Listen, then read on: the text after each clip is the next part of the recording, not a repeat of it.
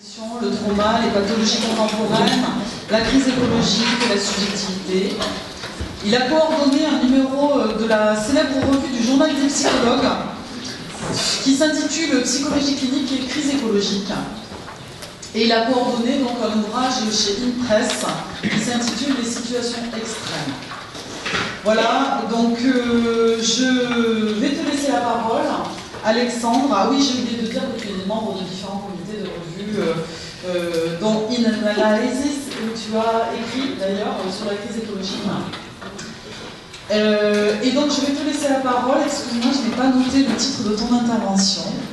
Donc tu vas communiquer. Donc le titre de ton intervention, c'est Place de la psychologie et des psychologues face à la crise écologique, des discours autour de l'éco-anxiété aux angoisses, déni et pulsions destructrices.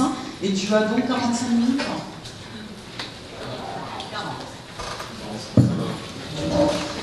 Bien, merci Marjorie.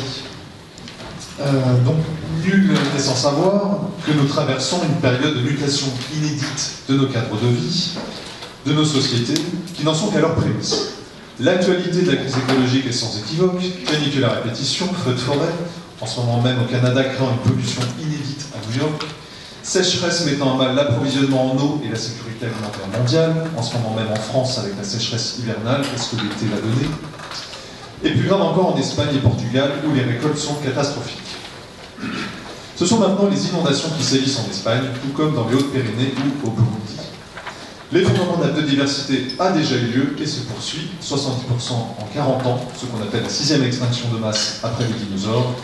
Et pas plus tard que la semaine dernière, nous apprenions que 7 limites planétaires sur 8 avaient été franchies, parmi lesquelles le climat, la pollution chimique et les cycles de l'eau. Bref, que cela soit le rapport Meadows, qui date de 72, le 6e rapport du GIEC, les rapports de l'OMS ou de l'IPBES, auxquels s'ajoutent les tensions énergétiques liées aux conflits géopolitiques, mais annoncés de longue date par les scientifiques, tous les signaux sont aujourd'hui au rouge.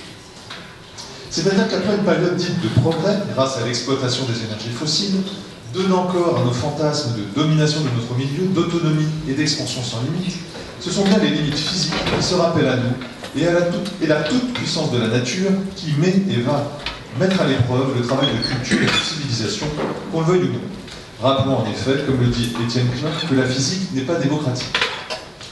À la prise en compte de ces limites planétaires et énergétiques doivent s'ajouter également les limites humaines, celles de nos corps et de notre psyché. Le système dans lequel nous nous trouvons consomme aussi bien l'environnement que les individus qui se consument, tels le pétrole ou les feux de forêt, sous forme de burn-out, d'épuisement professionnel, de dépression narcissique ou de suicide. L'individu, en quête d'idéal, s'épuisant à être performant, serait gagné par la fatigue d'être soi, pour reprendre la formule Guérin-Vernet. Dès lors, pour paraphraser Roland Gori, que nous dit la façon dont nous traitons l'environnement de notre manière de traiter les autres, et par extension, du traitement que nous nous réservons à nous-mêmes, à l'ère de la marchandisation et de la numérisation des rapports humains. Si cette nouvelle ère, appelée Anthropocène, semble récente, liée à la révolution industrielle, la grande accélération d'après-guerre, au capitalisme et à l'économie néolibérale, elle n'est en réalité que la continuité de tendances prédatrices et dérégulatrices inhérentes au rapport de l'humain à son milieu. C'est-à-dire que même l'application du capitalisme est dérégulée par rapport aux théories capitalistes. Son expression se trouverait à un point nodal de notre existence, où les limites du cadre environnemental, aujourd'hui en crise, sont rendues visibles, alors qu'il est ordinairement muet, invisible et invariant, vous reconnaîtrez Bleger dans ce que je formule. En réalité, le problème ne semble pas être une crise temporaire, mais bien un phénomène de transformation durable de nos sociétés, de notre habitat, menant à des mutations profondes de nos sociétés, de notre tissu social et de notre psychologie. Elles seront probablement et en partie subies, elles sont en même temps souhaitables. Nous avons la chance d'être une civilisation qui a connaissance des risques de déclin dans lesquels elle se trouve, ce qui n'a pas toujours été le cas, si on prend par exemple les Incas ou les Romains. Les médias relaient de plus en plus d'informations sur la réalité des désastres environnementaux, de nombreuses solutions sociotechniques existent, ce que les lanceurs d'alerte assènent depuis des décennies, et pour autant, quand bien même le mot sobriété est devenu le mantra politique de l'année, on constate une résistance au changement, une tendance à l'inertie, voire un emballement dans le sens inverse. Nous avons encore émis davantage de CO2 en 2022 qu'en 2019. Enfin, surtout les Américains, les Chinois, les Européens, suivis par l'Inde et la Russie. On peut aisément considérer que c'est bien le rôle des sciences humaines psychologiques avec ses voisines, la sociologie, la philosophie, l'anthropologie, d'amener des clés de lecture et de compréhension des processus individuels et sociaux qui rendent malgré nous difficile la nécessaire transformation de nos modes d'être au monde, et plus particulièrement le modèle occidental qui nous mène à notre propre perte, et en premier lieu à la catastrophe des pays émergents. Et pour autant, comme tout un chacun, les psychologues ne peuvent s'atteler au sujet que s'ils le connaissent eux-mêmes, avec un peu de détail, si les scientifiques et lanceurs d'alerte les sollicitent, ce qui était notre cas il y a quelques années, et s'ils ont le sentiment de pouvoir contribuer, d'une manière ou d'une autre, à l'avancée de ces problématiques, ce qui est loin d'être une évidence d'emblée, alors que les psychologues ont un rôle central évident à jouer qu'ils ne jouent pas encore. À ce titre, différents phénomènes questionnants sont implantés à l'heure actuelle. Il faut voir tout d'abord que la place de la psychologie dans le débat public est faible. Et quand elle apparaît, elle est bien souvent portée par des non-psychologues ou psychiatres. Il y a ainsi une émergence de discours psychologisants réduits à l'étude des effets de la crise écologique en termes de manifestations émotionnelles ou éventuellement de santé mentale, à travers, comme vous le savez, l'expression éco-anxiété, à fort succès médiatique, inscrite depuis peu d'ailleurs dans le dictionnaire. Et elle est employée d'ailleurs tantôt par un journaliste expert, un médecin épidémiologiste, un coach psychopraticien ou un homme politique. Je ne suis pas éco-anxieux, mais écolucide, nous disait Macron en mars 2022. Son adaptation face à l'anxiété semble donc fonctionnelle, vu l'état de la politique écologique. Et donc pathologique par rapport à l'autoconservation, comme on disait tout à l'heure. On observe également le fait que des psychologues ou psychiatres reprennent ainsi à leur compte la formule d'éco-anxiété, qui prend une allure de concept clinique alors qu'il s'agit avant tout d'une expression introduite par un journaliste dans les années 90, qui, d'après les méta-analyses, ne peut être considéré comme un trouble n'ayant pas de description sémiologique précise, ni de consensus scientifique à l'heure actuelle. Pour autant, l'Association psychologique américaine, souvent prise comme référence, l'a définie en 2017 comme venant désigner la peur chronique de la catastrophe environnementale. Jusque-là, tout le monde me suit. Sans description autre que développer une inquiétude pour l'avenir pouvant mener à la peur, la colère, l'impuissance, l'épuisement, le stress et la tristesse. Bon, il manque la joie et on a toute la palette des émotions. Les différentes études cherchent à trouver leur place entre expression émotionnelle, stress adaptatif, troubles anxieux envahissants et même stress post-traumatique, notions amalgamées entre elles qui pourraient concerner tant un jeune citadin exposé à des informations anxiogènes qu'un agriculteur qui perd sa récolte ou un Pakistanais sous les eaux. On trouve à l'excès des tentatives désespérées de description de l'expérience émotionnelle par la formule stress pré-traumatique, formule hors sens le traumatisme ne pouvant s'envisager comme on sait qu'à travers la question de l'après-coup. La lecture des effets de la crise sur les individus est au mieux descriptive, mais sans symptomatologie précise, ni consensus, avec comme réponse des méthodes de réduction du stress et des stratégies de coping qui, d'après différentes recherches, ne semblent pas avoir d'originalité particulière ni de résultats probants. Il s'agirait de façon idéalisée de passer à l'action pour sortir de l'impuissance, par l'engagement militant, dans les éco-gestes, un écolieu, et en cas de stress dépassé, d'être aidé par la méditation, les bains de forêt, ou de rejoindre un cercle de parole pour penser sa place auprès du vivant. En dernier recours ainsi, s'il n'est pas trop climato-sceptique, bien sûr. Mais passer à l'action, réponse apparemment adaptative et salvatrice à l'éco-anxiété, présentée comme une évidence, que signifie-t-elle et de quoi se fait-elle l'écho ? Dans nos sociétés hyper modernes qui valorisent l'activisme, l'agir, la satisfaction immédiate des pulsions, le plus de joie frénétique, où les cliniciens n'ont cesse de traiter les vitales passages à l'acte, notamment hétéro-agressifs, auto-agressifs, les agirs addictifs. J'ai toujours été surpris en éditologie quand je voyais une plaquette pour arrêter de fumer, passer à l'acte pour arrêter de fumer. Cette dynamique est entretenue par un excès de stimulation sensorielle qui nous envahissent, mettant constamment en jeu le système, comme vous savez, perceptivo-moteur, notamment par le numérique, quand ce n'est pas les cotations des actes des soignants ou Nike qui nous dit « just do it ». Bref, et quand ce qui est en premier lieu dénoncé par l'écologie, notre action qui transforme notre milieu à l'excès, comment entendre passer à l'action, sans se demander si ce n'est pas un symptôme de ce que paradoxalement les discours autour de l'exo-anxiété dénoncent et chercheraient à traiter. Dans un contexte où l'on ne cesse de dénoncer justement un activisme au détriment de la pensée, du fantasme, de l'imaginaire, quand ce n'est pas le quotient intellectuel qui visiblement baisse, les valeurs et les croyances qui s'effondrent, je reprends là Melman, KS, Cori, ou l'intelligence artificielle qui prend le relais de la créativité humaine. Sur un plan politique, la formule d'éco-anxiété, merci. La formule d'éco-anxiété pose aussi certaines questions, et certains militants ne s'y retrouveraient pas. Pour Frédéric Lordon, l'éco-anxiété serait, je le cite, et excusez mon français, une merde psychosociétale affranchie de la question politique, c'est-à-dire le système causal dont il découle, laissant la population dans le flou. La militante Camille Etienne considère qu'avec l'éco-anxiété, on individualise le problème et on le pathologise, comme une façon de s'assurer d'un peuple anxieux qui ne s'organiserait alors pas pour se soulever, dit-elle. En somme, l'expérience émotionnelle serait réduite à une affaire privée qui se traite aujourd'hui davantage auprès des marchands du coaching, du développement personnel, dans une logique adaptative propre à la gymnastique néolibérale de l'individu flexible, souple, agile, on en a parlé tout à l'heure. S'il y avait une action politique coordonnée et cohérente et un vécu généralisé, l'anxiété s'apaiserait probablement, et pas uniquement grâce à la méditation de Petit Bambou qui, Flair Business, offre des premières sessions gratuites. J'ai vu ça la semaine dernière.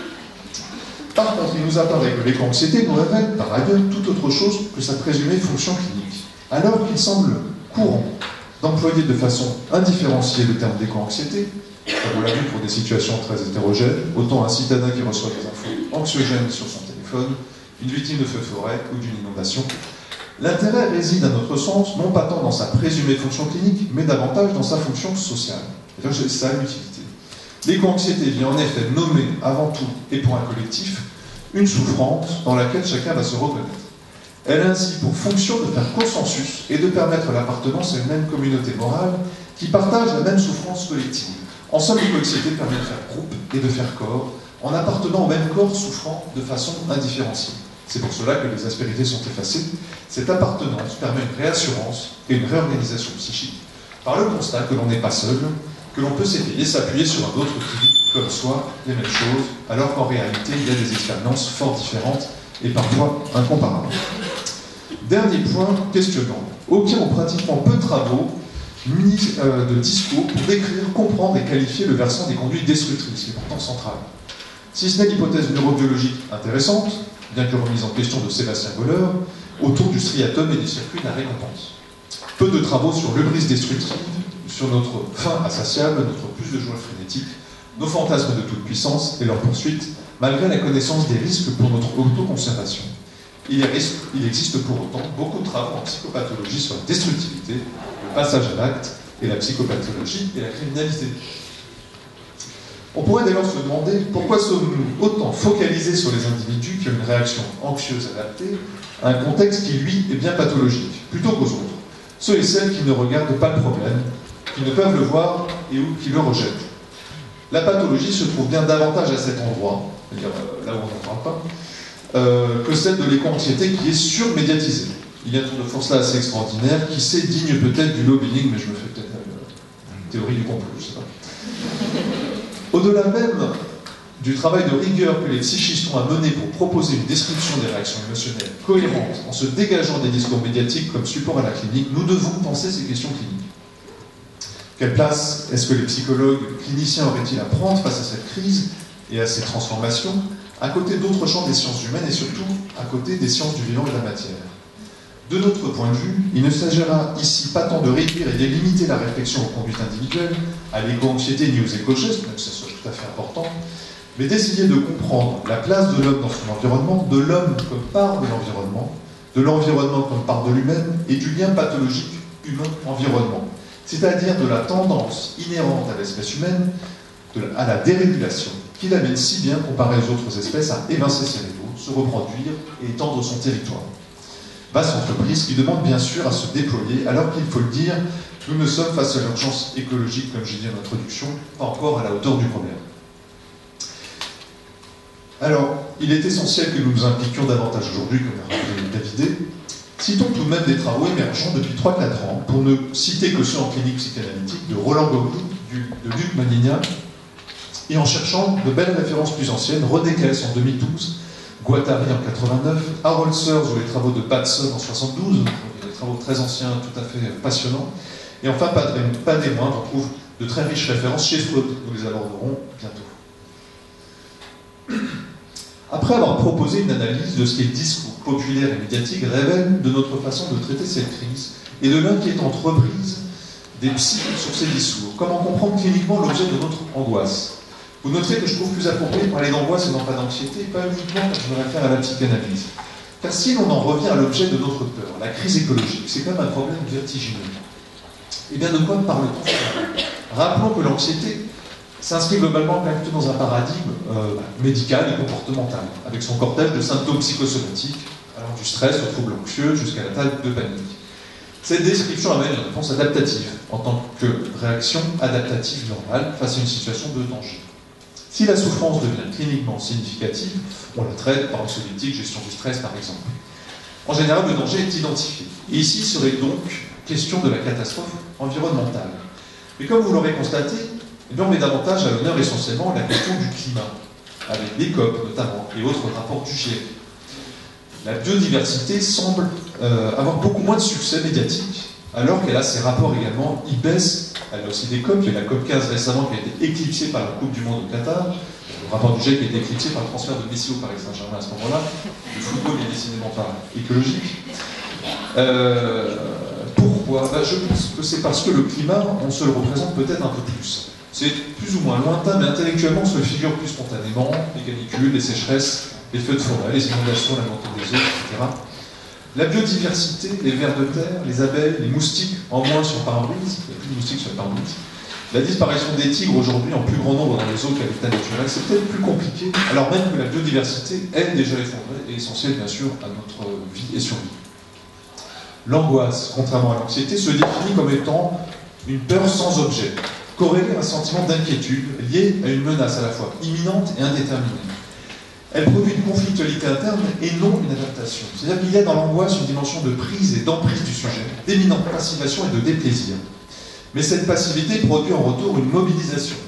C'est ce que Freud, en 1926, dans une émission Symptômes et angoisse, a nommé angoisse signal, par opposition au traumatisme, angoisse détresse. C'est-à-dire que l'angoisse signal n'est donc pas un état de sidération, mais un état psychologique de tension, de vigilance, où le moi est en mesure de laisser parvenir à la conscience un affect d'angoisse qui lui signale justement la présence de la tension d'excitation et lui permet d'y répondre en mettant en action des moyens psychiques à sa disposition par la tension sensorielle et motrice. C'est un mécanisme de prévention. Cela prévient justement le traumatisme qui se caractérise par un état d'impréparation face à la violence. L'activation de l'angoisse signal a donc une fonction préventive en quelque sorte face au risque de désorganisation psychique induite par la déstabilisation et mutations multiples et informes de la crise écologique. Donc, parler de pré-traumatique, encore une fois, c'est tout à fait légal. Parler d'angoisse en tant que peur sans objet nous apparaît aussi plus ajusté que l'anxiété. Car si on parle d'écologie, encore une fois, de quel objet parle-t-on? Du monde tel qu'on se l'est culturellement construit, de la planète tellurique, de la nature, de notre environnement, du milieu. On voit que ce n'est pas si simple. Et quand on le scrute un peu, on voit bien que cet objet, eh bien, il est relativement indéterminé et difficile à saisir. L'informe est en effet un point fondamental à l'image du concept d'hyperobjet de Norton, c'est un philosophe, et que l'on peut appliquer au système Terre. C'est-à-dire que le système Terre est un objet si vaste, de dimension temporelle et spatiale si disproportionnée à nos habitudes de perception, qu'on ne peut l'appréhender à partir de nos catégories de pensée, de compréhension et de jugement. L'objet est trop complexe et son appréhension souvent contre-intuitive. Sa modélisation scientifique, aussi poussée soit-elle, ne peut être que partielle et imparfaite.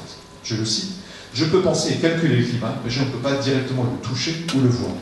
L'écart entre le phénomène et la chose est grand.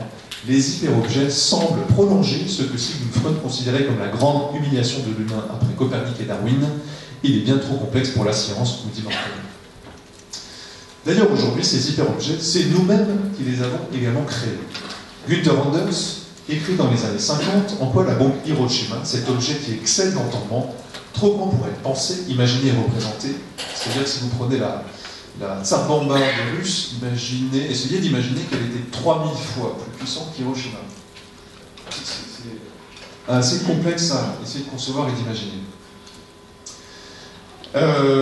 Ce sont des objets donc, qui excellent l'entendement, qui sont trop grands pour être pensés, imaginés et représentés, et qui ont révélé ce qu'il a formulé sous l'expression obsolescence de l'homme.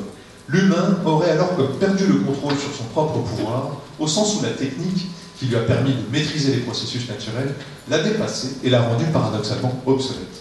Ce phénomène de dépassement de l'être humain par la technique, qui ne concerne pas qu'Hiroshima, mais englobe aussi nos objets du quotidien, voitures, smartphones ou encore ChatGPT. Il le nomme le décalage prométhéen. J'y reviendrai tout à l'heure.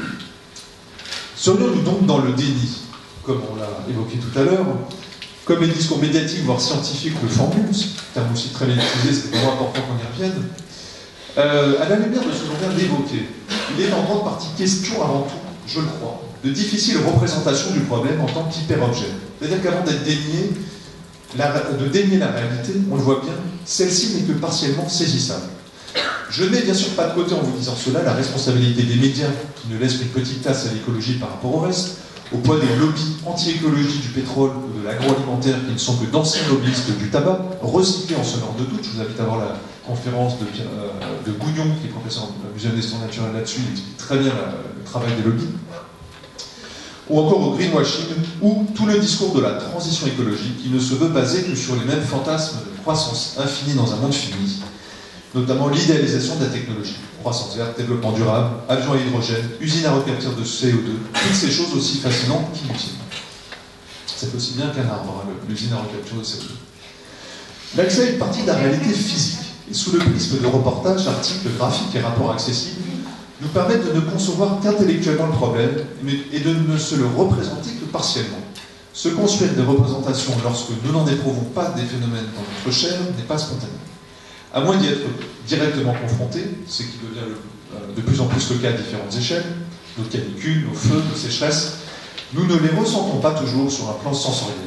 Nous n'en faisons pas une expérience sensible, c'est-à-dire qu'on peut le comprendre, mais pas l'imaginer et encore moins le vivre. Ainsi, lorsque des informations sur le tragique de la réalité de la crise écologique émergent, ce qui est de plus en plus le cas, il s'agit la plupart du temps d'images lointaines, paralysantes et vertigineuses, difficilement intégrables, qui produisent paradoxalement une expérience en négatif, au sens de vide, de manque de représentation, de néant. Nous faisons osciller entre assimilation partielle de son contenu et lutte contre celui-ci vécu comme une violence intrusive et empiétante. Cette expérience aux limites ne nous amène peut-être à frôler une expérience proche de la folie. Ce n'est peut-être pas pour rien que l'on se trouve à recouvrir le vide par des références apocalyptiques, destructrices ou messianiques, les mêmes supports figuratifs que l'on trouve dans les psychoses délirantes, les mêmes références que l'on trouve également dans les origines. L'univers démarré par le Big Bang risque-t-on de terminer de la même façon?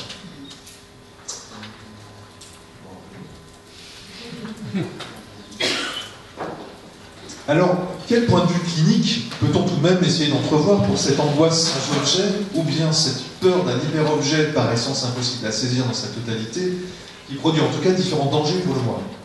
Dans un registre oedipien, la première menace est la diminution des possibilités de satisfaction pulsionnelle, en lien avec nos excès consuméristes, et donc l'expérience des limites. Nous n'allons plus pouvoir consommer de façon aussi exacerbée que nous l'avons fait jusqu'ici. Nous sommes en effet soumis à des surstimulations constantes, guidées jusque-là par une normalisation du plaisir, devant être frénétique, excitante, croissante et sans limite, les forfaits illimités, hôtels inclusifs, open bar, all-you-can-eat, etc. Les pathologies addictives en sont la caricature. Notre lien social, organisé autour d'un impératif de jouissance et une injonction au bonheur, se traduisant par la promesse que la satisfaction pulsionnelle passe par des objets de consommation qui nous apporteraient extase et complétude, est remise en question. Après l'opulence du tout est possible, des renoncements et pertes multiples vont ainsi s'imposer sur un plan oedipien, faisant écho peut-être à nos fantasmes et mobilisant ainsi une angoisse de castration. Comme si nous devions peut-être aussi expier notre péché d'avoir violé la terre-mère, ce que Sœur veut dire 72, étouffé par une sorte de Dieu vengeur, mais peut-être également l'occasion d'une punition salvatrice. C'est une lecture possible. Le second danger touche plutôt au narcissisme.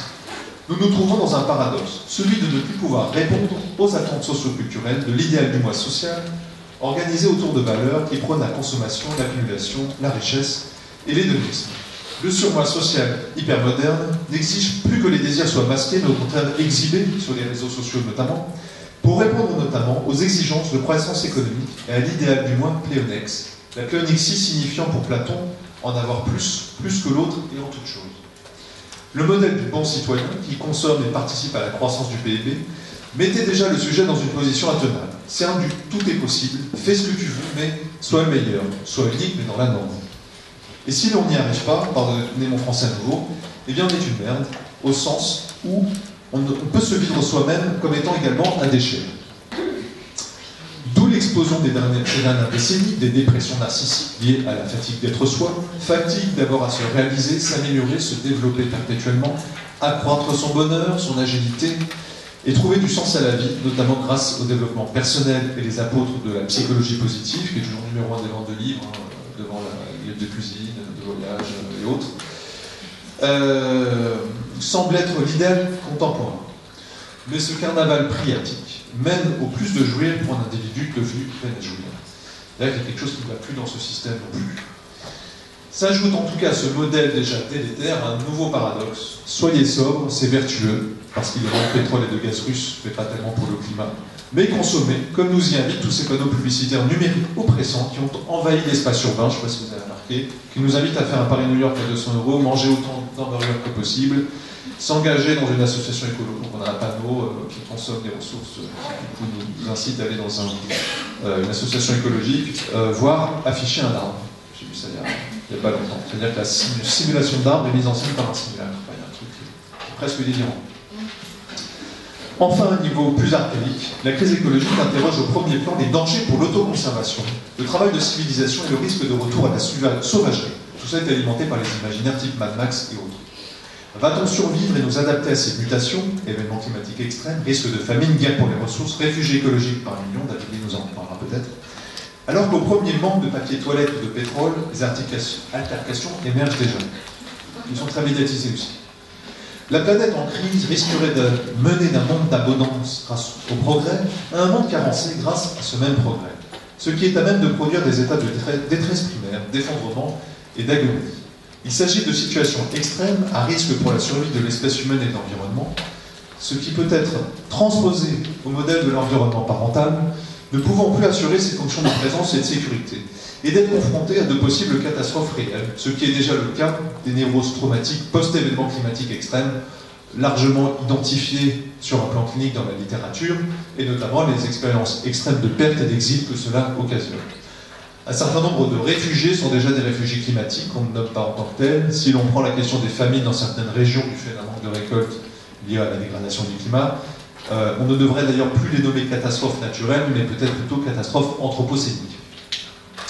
Enfin, de façon plus fondamentale, et ça c'est un point vraiment important, s'il existe bien un facteur qui caractérise ici et maintenant l'angoisse de notre névrose contemporaine, liée à la crise écologique, c'est bien la déstabilisation des cadres et des métacadres. Alors je reprends ici KS, les cadres sur lesquels nous nous sommes construits, c'est-à-dire les cadres familiaux, sociaux et symboliques, nommés infracadres, métacadres sociaux ou arrière-fond. Le premier cadre c'est le corps, l'infracadre corporel. Comme la loi, l'État, la religion, représentent pour notre psyché des soubassements et des principes qui garantissent le sentiment d'unité psychique par la continuité des systèmes, la permanence de l'objet et la symbolisation. Ces cadres sont des défenses nécessaires contre les angoisses archaïques et représentent en somme nos fondations. Aujourd'hui, les transformations du métacadre environnemental, la nature, la planète, produisent des défaillances et des désorganisations des métacadres sociaux et symboliques, mettant à l'épreuve le rôle et en danger le rôle de garant de ces systèmes. Cette déstabilisation de nos fondations et de notre cohérence interne a pour effet très direct de perturber et d'attaquer nos processus de pensée. Qui plus est dans un contexte où les cadres étaient déjà en crise, objet du mal-être contemporain comme l'a formulé KS en 2012, ou bien déjà effondrés, comme l'a rappelé Roland Gori dernièrement, les cadres de pensée, les structures spirituelles et sociales qui servent à donner un sens et une cohérence à tout ce qui arrive se sont effondrées. C'est un fait de civilisation. Nous sommes ainsi amenés à devoir réagir à une crise dans un contexte de crise anthropologique majeure. L'effondrement de nos croyances et de notre système symbolique de pensée a déjà eu lieu, dit Roland Gori. C'est littéralement ce qui s'est passé avec la crise Covid. Nous avions l'impression d'être sidérés, non pas parce qu'on a été traumatisés, mais parce qu'on avait le sentiment d'être des étrangers dans notre propre maison. Situation de véritable inquiétante étrangeté ou de solastalgie, David nous parlera, forme de perte et de manque du pays dans son propre pays, ou encore de sentiment d'exil dans son propre espace. La solastalgie est un affect d'exil immobile qui restitue aux plus sédentaires d'entre nous les dimensions de perte et d'errance qu'ont chanté les exilés, nous dit Baptiste Morisot. Quelques mots sur les conduites destructrices. L'observation ne peut que mettre en évidence nos conduites destructrices vis-à-vis de notre environnement. Mais souhaitons-nous véritablement mettre à mal l'habitat dans lequel nous nous trouvons, mettre à mal nos semblables et nous mettre à mal nous-mêmes? Il est vrai que l'être humain est doué pour dominer les autres espèces, évincer ses prédateurs, se reproduire et étendre son territoire. Cette tendance s'est exacerbée grâce à la maîtrise des énergies fossiles, jusqu'à mettre en péril son autoconservation. Et au lieu de ralentir, dit qu'une pulsion mort est une tendance au retour à l'état inorganique, au cœur de chacun d'entre nous. Autodestructivité qui doit être dérivée et dirigée vers le monde extérieur, transformée en pulsion d'agression ou de destruction, justement, qui à son tour doit être régulée par le travail de culture et de civilisation. Est-ce que la crise écologique serait l'expression de cette pulsion de mort vis-à-vis de notre terre-mère, à l'image d'une pulsion sadique orale, non régulée, qui aurait peut-être tari et abîmé ce sein si généreux? Possible, mais sûrement pas uniquement. Ce beau sein que l'on appelle nature, notre biosphère, a, je crois, tendance à être d'ailleurs idéalisé, notamment par les approches éco-spirituelles qui prônent une reconnexion au vivant, prendre soin de soi en prenant soin de la nature. La réalité est que la nature n'a jamais été bonne pour l'humain. Elle n'a en réalité été rendue bonne que grâce à nos innovations technologiques. Soros nous dit, la nature a été souvent une mauvaise mère pour l'homme, rendue habitable à l'homme uniquement grâce à l'œuvre de sa bonne mère, la technologie. À ce titre, Freud nous rappelle que face à la nature grandiose, cruelle et implacable, l'homme n'est rien. Il est impuissant et démuni, comme le nouveau-né jeté dans le vaste monde. La nature lui met donc sous nos yeux quelque chose d'insupportable, notre vulnérabilité à l'image de notre néotélie. Le fait que nous soyons la seule espèce aussi peu autonome à la naissance et aussi dépendante de notre environnement. En suivant Descartes dans sa séparation nature-culture, Freud constate que l'homme doit se rendre comme maître et possesseur de cette nature extérieure et hostile, afin de s'en protéger, assurer sa survie et s'en nourrir. Cette menace se trouve ainsi au fondement du rassemblement des individus, c'est-à-dire moteur du travail de culture. La technique, nous l'aurions obtenue grâce à Prométhée, qui en dérobant le feu divin à Héphaïstos et en le donnant à l'homme, lui permit de s'affranchir de la nature sauvage et de survivre. Car sans la technique, la condition humaine se résume au dénuement. L'humain aurait besoin de construire des outils pour compenser sa fragile constitution. Pas de griffes, pas de poils, il est néoténique. Prométhée sauve ainsi l'espèce humaine de la cruelle nature en lui donnant un avantage immense sur les autres espèces, la technique. La nature révèle ensuite l'aspect d'une réserve de ressources premières appelée à être extraite et transformée pour le bien-être des hommes. Ainsi, la domination de la nature est associée au progrès technique, à la protection face à la vulnérabilité primaire et à l'accroissement du bonheur de l'humanité. Mais alors que l'homme est parvenu à un haut degré de domination, Freud constate trois choses. La domination de l'homme est relative, la nature ayant toujours sa puissance d'anéantissement. Ça n'a pas forcément rendu heureux, et c'est le risque d'encourager sa propre autodestruction par les moyens d'extermination que la technique lui permet. C'est comme si la technique était un pharmacon, à la fois poison et remède, protectrice d'un côté, en nous menant à la démesure lorsqu'elle est dépourvue de limites. Elle nous donne un pouvoir qui surpasse la raison. L'humain dévisage ainsi la nature, exploite les animaux et rend son avenir improbable. Et pourquoi cette bascule? Günther Anders, à nouveau, nous le dit bien, depuis l'explosion de la première bombe nucléaire, Hiroshima est partout. Il ne fait pas tant ici référence à la bombe nucléaire en tant que telle, mais à nos possibilités de penser les différentes chaînes techniques que nous avons construites, et qui d'une part nous dépassent et qui d'autre part produisent ce fameux décalage prométhéen. C'est-à-dire que faisant dorénavant tous partie d'une vaste mégalopole technologique, chaque individu prend une part dans le monde tentaculaire de la technique, dont le déploiement mobilise les vivants et la planète à tout instant. Nous serions alors incapables d'imaginer clairement les origines et les usages et les impacts des technologies, car toutes ces données sont répandues d'un bout à l'autre d'une mécanique mondiale dont nul ne peut s'extirper. Le décalage prométhéen est ainsi l'écart entre la finalité de nos produits techniques et notre perception sensible. Ainsi, trop compliqué de constater nos gestes quotidiens, café, hamburger, film en streaming, chauffage, sont autant de micro-traumatismes cumulatifs par milliards, infligés chaque jour à notre monde, tout comme de concevoir que sur les 100 000 ouvriers à peu près ayant travaillé sur la bombe atomique, que le boulon qui était vissé par l'un d'eux allait participer à la destruction d'une vie entière. On peut appliquer cette observation au travail des enfants, dans le chocolat, nos smartphones, nos vêtements, dont on semble s'accommoder, ou plus directement, dans la violence associée au système industriel de production massive de viande, qui dégrade notre santé, qui est la première source de pollution au monde.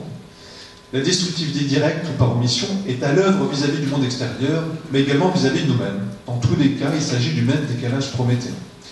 Au stade où nous travaillons ici, rien n'exclut que ces différentes tendances ne soient pas associées à un sadisme inconsciemment assumé et socialement entretenu. Est-ce que c'est si dérangeant pour nos fantasmes inconscients d'évincer des rivaux et de triompher narcissiquement des autres peuples asservis sur lesquels nous exercerions une forme d'emprise économique et politique? D'autant plus dans un monde où les logiques économiques ont aussi intérêt à entretenir toute une idéologie autour des produits de consommation qui servent à nourrir le fameux marché financier fait le rôle du marketing et de la pub est de garantir la poursuite de l'idéologie du progrès grâce à la religion du marché. Pour conclure, et promis, je m'arrête. Avec l'illusion de notre domination technique qui s'effrite, c'est le retour de la toute-puissance de la nature à laquelle nous avons à faire face qui va prendre, qui plus est, une forme de plus en plus déchaînée. Pour le psychanalyste lacanien Marc Oligori, la crise écologique nous renvoie à une régression prométhéenne, c'est-à-dire un retour à la dépendance et à la vulnérabilité primaire. Au-delà d'une volonté de destruction, on comprend néanmoins ces difficultés à opérer un apparent renoncement, car la domination de la nature fait aussi partie d'une forme de mythologie, qui mènera à une position insupportable de perte, de domination sur l'environnement, à la vulnérabilité et au retour à une position de passivité. C'est ça qui est en effet vécu comme souvent intolérable et indécent. Ce risque de régresser, de se retrouver en situation d'immaturité infantile, soit de perdre sa primauté génitale, son omnipotence et sa domination phallique sur les éléments, soit de retrouver sa vulnérabilité première, après le sentiment de revanche face à la léoténie. C'est-à-dire que dans nos fantasmes d'autonomie de toute puissance d'un individu total et indéterminé, voire transhumaniste, et affranchi des règles biologiques qui se suffit à lui-même grâce au progrès technique et l'abondance des énergies fossiles, la régression prométhéenne ravive la question de la dépendance initiale à l'environnement et met en exergue la vulnérabilité structurelle de l'espèce humaine. Ce n'est pas forcément une mauvaise chose. L'enveloppe technique et son degré de complexité nous rendent paradoxalement plus fragiles face à notre environnement, car non pas tant augmenté que davantage assisté, en déplaise à Elon Musk, dont la dernière fusée la plus longue du monde, comme il y a un concours avec Jeff Bezos, a malheureusement explosé en plein vol. L'idée d'une régression n'est pas forcément pathologique et ne s'inscrit pas uniquement dans une logique de perte et de retour à la barbarie, mais représente également une potentielle régression réorganisatrice sur des points de fixation potentiellement structurants, au sens où chacun va devoir apprendre à investir l'autre comme aidant et soi comme objet de mérite d'être aidé. En ce sens, c'est bien l'environnement relationnel qui permettra de faire face à l'environnement naturel, car l'autonomie, notamment psychique, comme nous le dit Ligori, c'est avoir le choix de ses appartenances. Enfin, ces différents points embryonnaires nous apparaissent des prérequis essentiels pour faire émerger des cadres épistémologiques plus cohérents avec le principe de réalité en mutation et davantage à la hauteur de ces enjeux. La crise écologique ne pouvant s'envisager qu'en y intégrant l'environnement comme miroir de nous-mêmes, miroir en clair-obscur dont les reflets laissent autant envisager l'ombre portée de la pathogénie et de la destructivité humaine de notre époque que les ressources adaptatives, créatives et solidaires. La crise signe autant le danger que l'opportunité. Nous avons en effet une opportunité sans précédent de pouvoir œuvrer à une réorganisation, faisant le choix de nos appartenances aux vivants. Ce choix passe par une acceptation, celle de notre vulnérabilité, condition incontournable, sine qua non de notre survie passée, présente et future. Je vous remercie.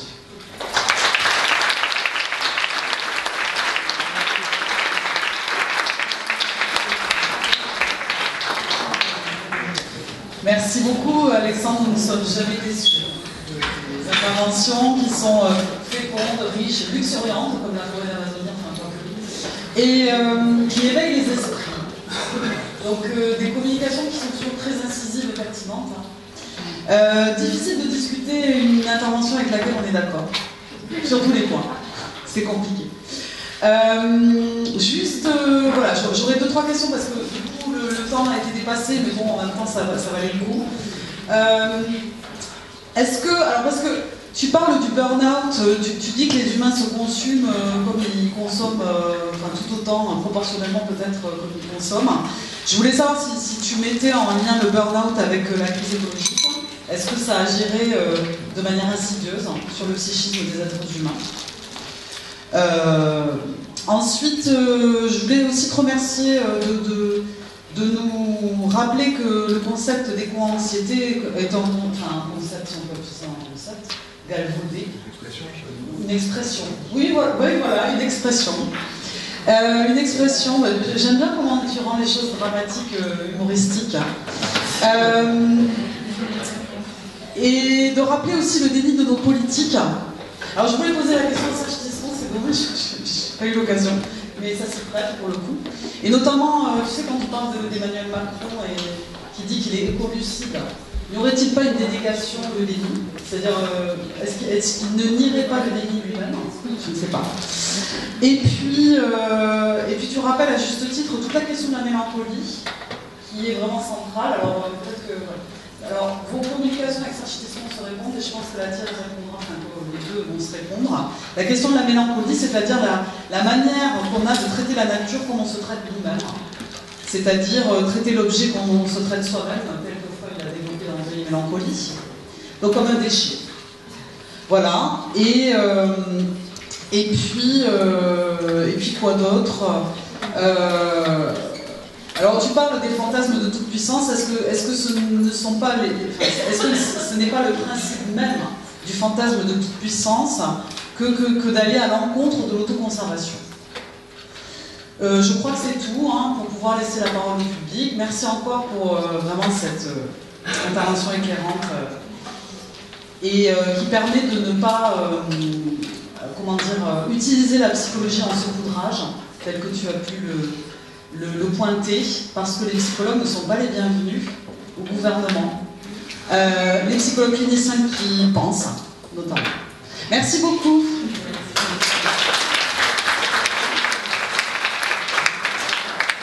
Merci pour tes remarques, tes réactions.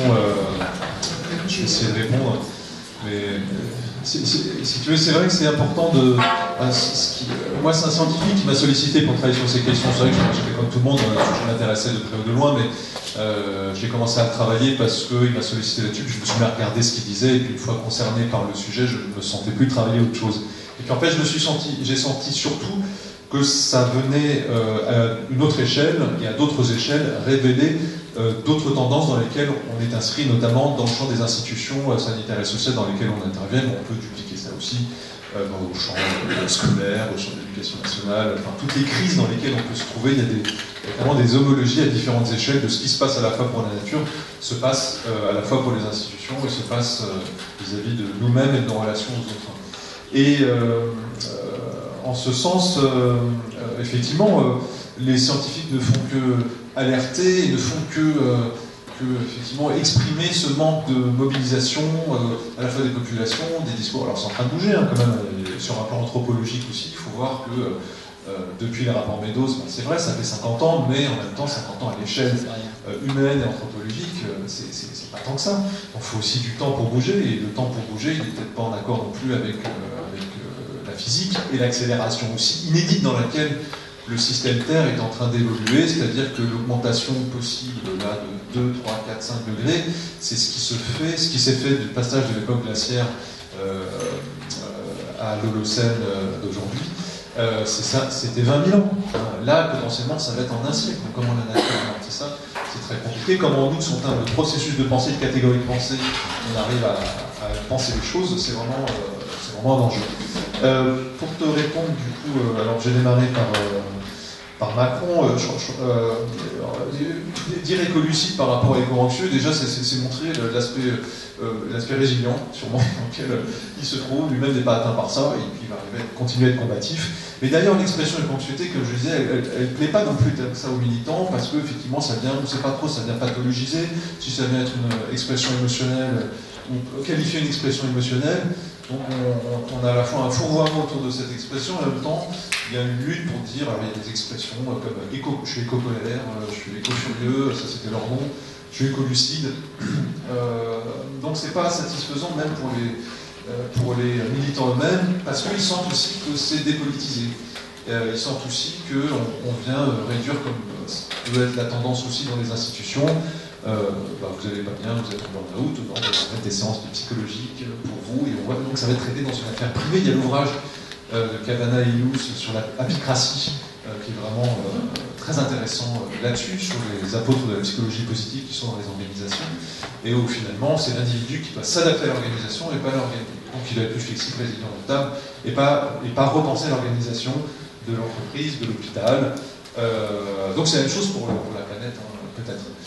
Et donc, par rapport au burn-out, alors ça j'en ai pas parlé, alors c'est fondamental et on en a parlé ailleurs. justement, nous qui travaillons beaucoup, qui intervenons beaucoup dans les établissements sanitaires et sociaux, on a pu constater qu'allaient se trouver à la même échelle les mêmes phénomènes, enfin, à une autre échelle, pardon, les mêmes phénomènes à l'œuvre que dans la crise écologique, c'est-à-dire l'épuisement des ressources humaines également, la consommation et la marchandisation du soin, la consommation du malade par le système et la marchandisation du soin,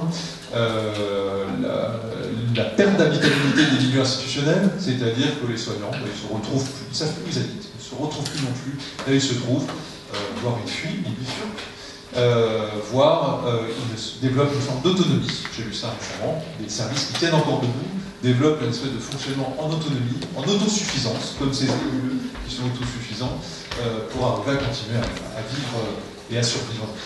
C'est-à-dire que, c'est encore une fois, c'est un peu le message que je veux faire passer, que traiter la question de la crise écologique, c'est pas tant accompagner l'éco-anxieux qu'on va avoir dans son cabinet, qui finalement est la personne adaptée à l'environnement. Il n'y a peut-être pas un accompagnement si original à penser, peut-être une écoute à avoir, mais c'est vraiment penser au contraire tout ce qui ne se dit pas.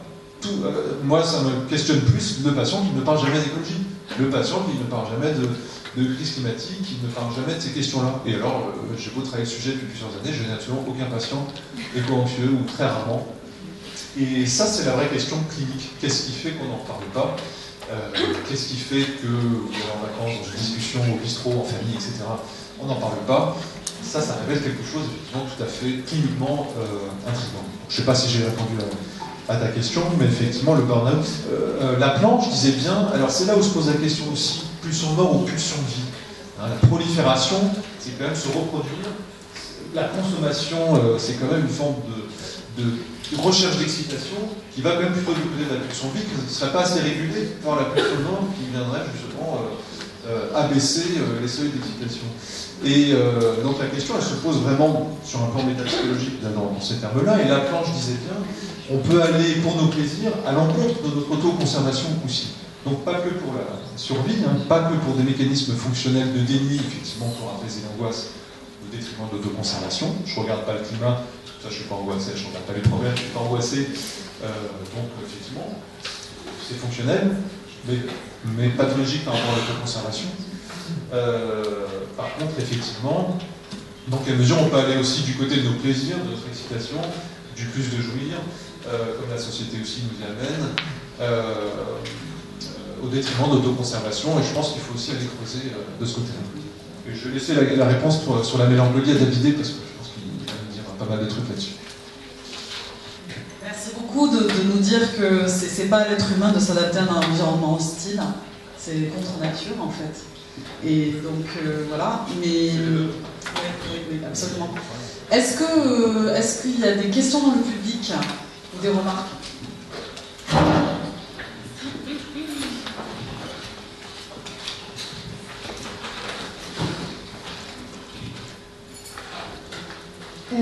Alors c'était très intéressant. Moi, ce qui me rend perplexe, c'est quand vous parlez de la nature. J'ai l'impression que vous en parlez comme d'un objet extérieur à chaque fois, comme du point de vue du sujet connaissant qui regarde ça comme si il n'était pas en lien avec, ou comme s'il n'y avait pas de la nature en soi. Donc, je ne sais pas si je suis claire. Oui, c'est une très bonne question. Alors, on peut aller bien sûr du côté des travaux de Philippe Descola de ce côté-là, qui a bien parlé du naturalisme, et du coup, il a repris l'anthropologie, toute la séparation de nature-culture, hein, notamment avec la formulation de Descartes. Alors, ce sont des approches que je ne connais pas bien, que je découvre. Hein. Moi, je suis un produit pur jus de la psychologie clinique et de la psychopathologie, donc la philo, tout ça. Mais en philosophie, ils ont beaucoup travaillé aussi sur ces questions, hein, je pense plus que les psychologues ou les psychanalystes. Donc il y a des trucs à aller creuser dans les différentes branches de la science humaine. Mais effectivement, c'est bien ce que j'ai formulé, hein, qu'il est important de voir on est part de la nature. On est la nature. C'est ça, et la nature. Une transformation de matières premières qui a permis à l'homme de construire cet habitat, ce lieu de transmission de savoir et de la connaissance. Mais effectivement, ça c'est tout un dialogue qui est aujourd'hui pour pouvoir tisser à nouveau toute cette séparation qui a été établie par ce fantasme. Il faut rappeler, comme Descartes, il disait pas être maître et possesseur de la nature, il disait être comme maître et possesseur de la nature. Le comme, c'est quand même très important. C'est-à-dire qu'il y avait cette démarche de l'homme de pouvoir trouver un peu plus de sécurité et de trouver un peu plus de revanche par rapport à sa vulnérabilité face aux forces de la nature. C'est-à-dire que l'homme a toujours été éco-anxieux, en vrai. L'homme a toujours été tributaire des aléas de l'environnement, des aléas de la nature. C'est la technique, justement, qui a permis d'avoir cette enveloppe protectrice et qui lui a permis de se sentir protégé, affranchi et avoir eu le sentiment de la dominer.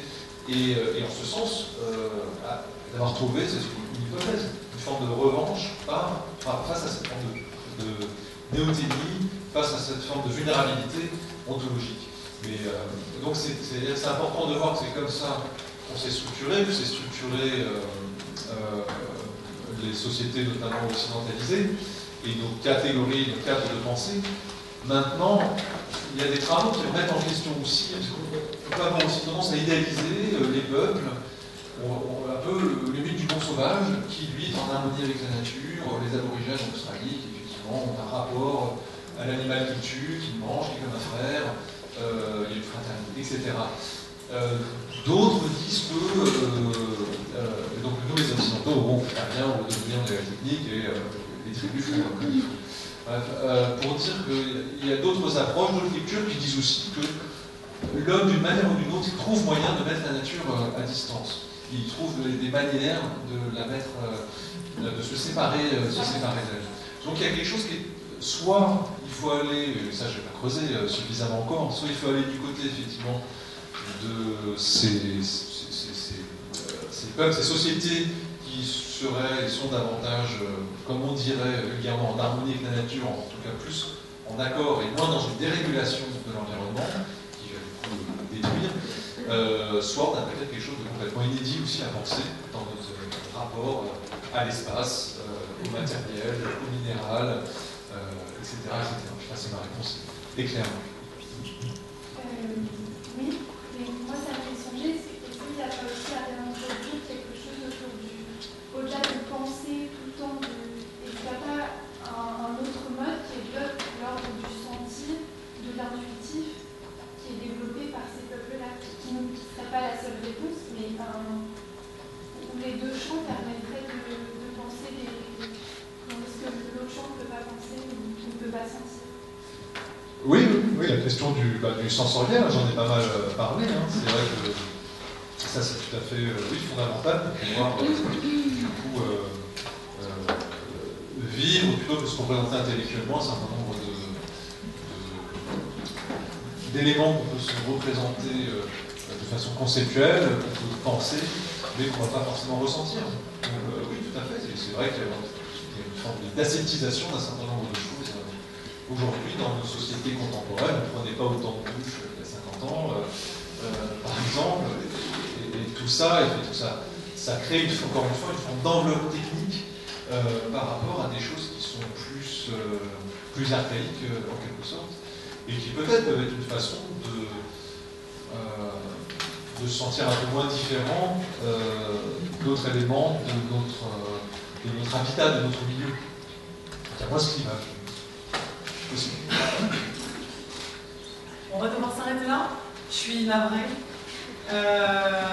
Vraiment désolée, mais vous pouvez poser votre question si tu es d'accord avec Alexandre tout à l'heure, dans les interstices, d'accord? Ah oui.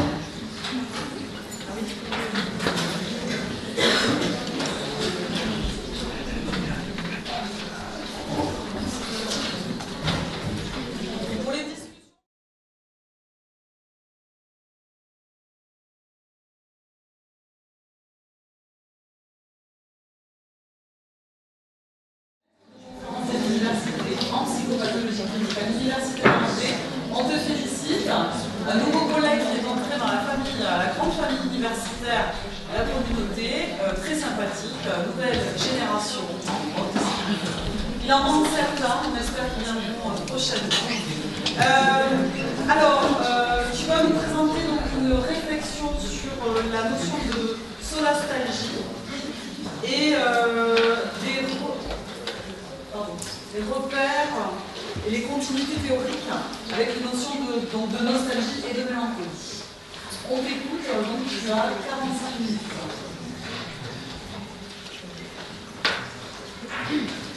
Alors, j'espère qu'il va s'entendre.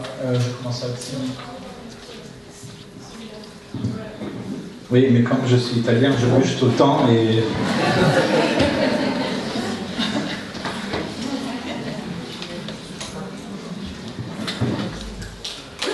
Alors, aujourd'hui, d'ailleurs, bienvenue. Je crois qu'on a résolu les problèmes de la climatisation, pas du climat, mais de la climatisation de la salle. Donc, aujourd'hui, je vais vous présenter une réflexion à propos d'une nouvelle catégorie diagnostique. C'est que devient de plus en plus une catégorie diagnostique qu'on appelle solastalgie. Mon collègue Alexandre, tout à l'heure, Alexandre Simagnan, a déjà évoqué cette... comment tu l'as appelé tout à l'heure? L'éco-anxiété, l'expression, oui. Il y a une confusion souvent sur la stratégie quand Exactement. Attends. Donc aujourd'hui, je vais vous parler de la solastalgie, de cette notion. Je le ferai en essayant de repérer les héritages théoriques dans l'histoire de la psychopathologie. Donc je vais commencer, et je le ferai donc par rapport à deux autres notions qui sont la mélancolie et la nostalgie.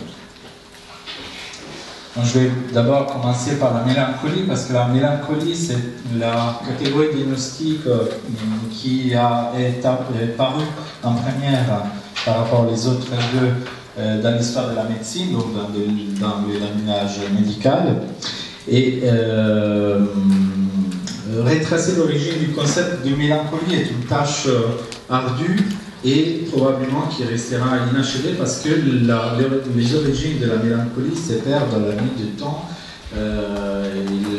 Il y a dans la littérature, on trouve déjà des traces de la mélancolie dans les poèmes, dans la mythologie, dans des œuvres d'art, dans des graffitis, dans des vases, dans des peintures. Mais on trouve déjà ça autour du 4e et 5e siècle avant Jésus-Christ, alors qu'il naît la médecine. La mélancolie naît au même temps et elle est une notion qui contribue à la naissance de la médecine moderne, comme on l'entend aujourd'hui, dont le père est connu est Hippocrate. Donc Hippocrate identifie et a une approche à la médecine assez particulière. C'est lui qui sépare la médecine des croyances religieuses et qui commence, la médecine hippocratique est une médecine naturaliste, écologiste si vous voulez, parce qu'il considère que l'environnement a un impact majeur sur les développements des pathologies et donc aussi du bien-être du patient. Le premier des ouvrages dans lequel le terme apparaît pour la première fois s'appelle donc La nature de l'homme, et un deuxième ouvrage, Le traité des airs, des eaux et des lieux.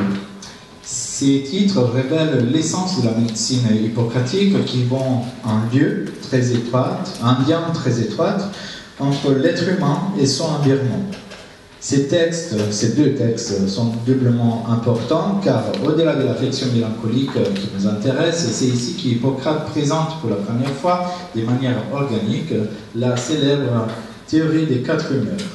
Il s'agit d'une théorie dont la finalité est d'expliquer l'état de santé et ses dérèglements. Les corps de l'homme renferment du sang, du phlegme, de la bile jaune, de la bile noire. Voilà ce qui constitue la nature du corps, dira Hippocrate. Voilà ce qui est la cause de la santé et de la pathologie. Ces 4 éléments sont, Hippocrate individu et énumère, et ils sont en lien avec les 4 éléments qui avaient été repérés par Empédocle, notre auteur et philosophe grec qui s'était installé en Sicile à l'époque, colonie grecque, elle aussi. Et Empédocle a individué dans l'environnement 4 éléments aussi, air, eau, terre et feu. La médecine grecque finalement organise ces deux concepts dans ce schéma que vous voyez. Il s'agit d'une théorie médicale selon laquelle le corps humain reflète et il est influencé par la qualité du monde qui l'entoure.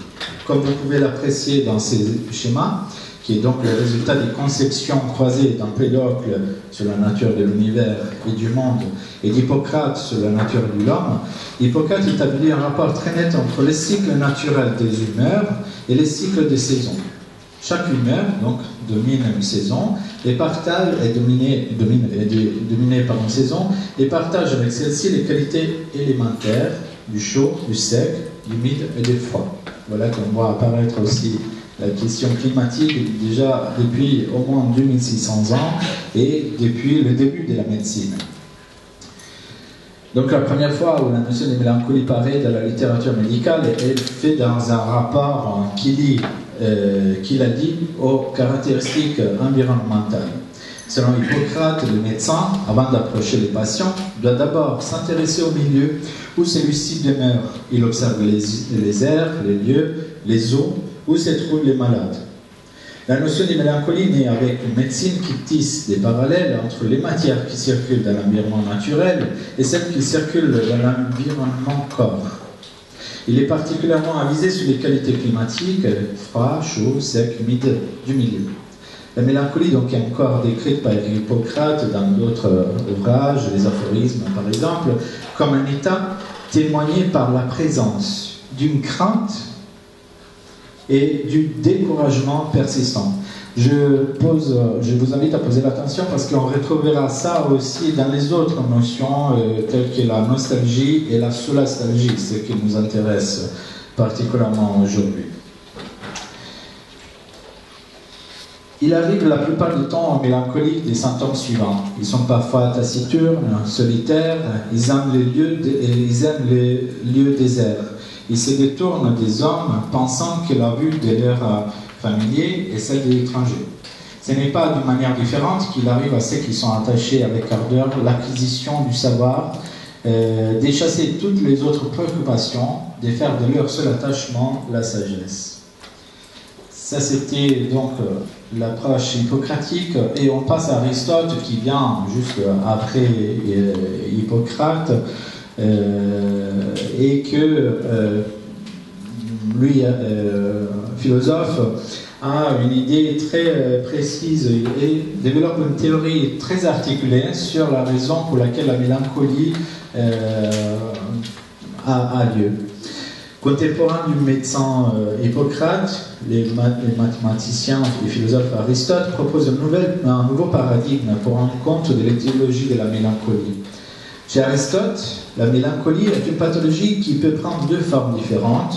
Soit c'est manifesté sous une forme dépressive, ou bien à l'opposé, c'est manifesté par des excès d'excitation, colère, éloquence.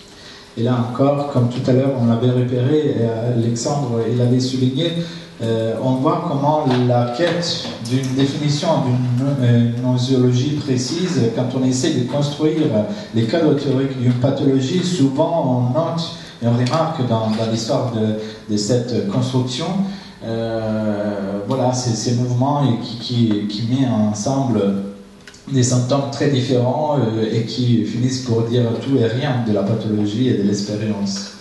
Aristote énumère un certain nombre d'émotions éprouvées par les mélancoliques, caractérisées par la violence des sensations. L'une des caractéristiques les plus importantes est d'être dominé par la violence des réminiscences. En effet, Aristote considère les problèmes de mémoire étant la caractéristique centrale de la mélancolie. Il décrit ces problèmes à partir de deux notions qu'il nomme fantasia et phantasmata.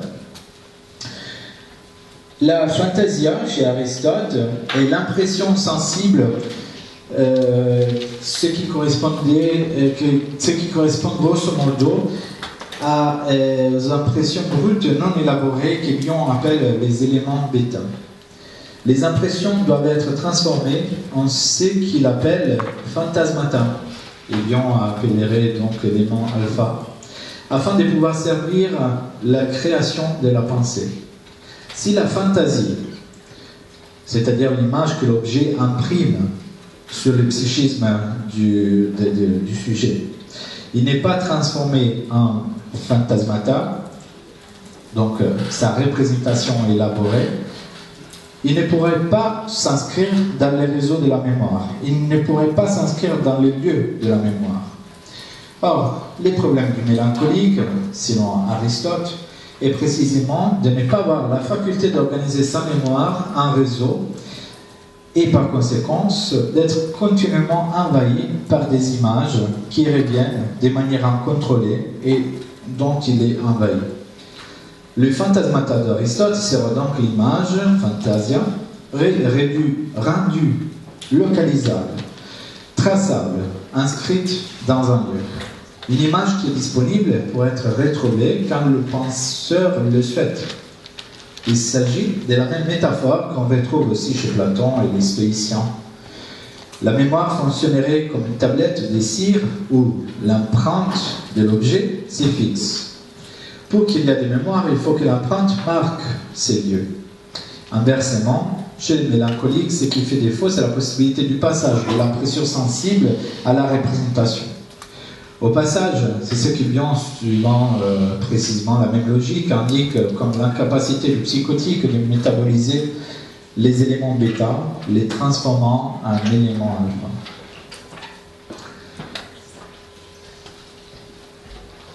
L'histoire du développement de la notion de mélancolie, comme on l'a connu aussi dans la psychanalyse, il s'est nourri 8 siècles plus tard des apports d'une nouvelle concept, d'une nouvelle, à l'époque était en péché, qui était appelé acédia. Je ne sais pas si vous êtes familier avec le péché capitaux décrits dans la Bible et dans d'autres textes.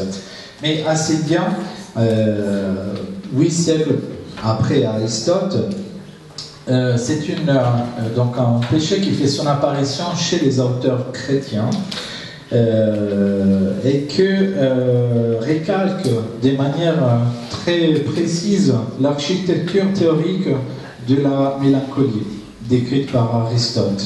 Sauf que pour les auteurs chrétiens, acédia, ce n'était pas une pathologie qui venait d'un problème de fixation de l'image dans les lieux de la mémoire, ni une pathologie, une affection de la bile noire, comme il avait été donc retenu par Aristote, mais théorisé par Hippocrate, mais c'était plutôt une vice morale. C'est-à-dire que acédia, les acédieux, étaient des personnes qui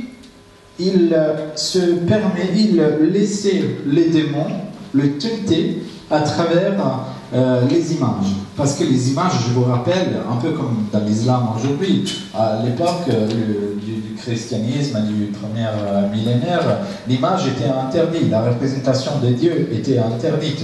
Et du coup, les images, pourquoi? Parce que les véhicules des tentations démoniaques étaient précisément les images. Les acédieux étaient donc les personnes qui se faisaient séduire par les démons à travers l'image. Acédia aussi en grec, ou akédia en grec, signifie négligence, indifférence, chagrin. Il vient de kédos qui signifie souci, désespoir, inquiétude. Ils sont des éléments et aussi des émotions, des vécus qu'on va retrouver après dans la solastalgie et dans ce qui aujourd'hui est attribué comme la réaction à la crise environnementale. Kédos signifie souci, désespoir, inquiétude. Elle est le résultat d'une tentation exercée par les démons. L'étymologie du mot grec est pour nous intéressante car il fournit des informations importantes pour mener notre réflexion d'aujourd'hui. L'adjectif akedes signifie les corps sans sépulture. Alors là, je vous ai mis un tableau qui représente une scène que peut-être vous avez reconnue de l'Iliade. Alors il y a Achille là-haut, avec son épée, qui vient de tuer Hector, roi et fils de Priam.